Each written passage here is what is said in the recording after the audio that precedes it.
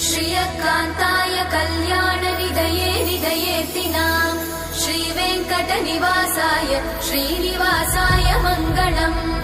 लक्ष्मी सविभ्रमालोक सुभ्रूविभ्रमचक्षुषे चक्षुषे सर्वलोकानां वेङ्कटेशाय मङ्गलम्।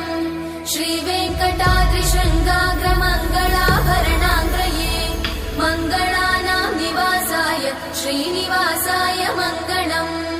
सर्वावयव सौन्दर्य सम्पदा सर्वचेतसां सदा सम्मोहनायास्तु वेङ्कटेशाय मङ्गलम्।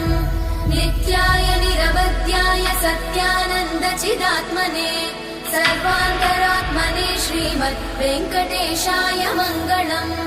स्वतः सर्वविदे सर्वशक्तये सर्वशेषिने सुलभाय सुशीलाय वेङ्कटेशाय मङ्गलम्।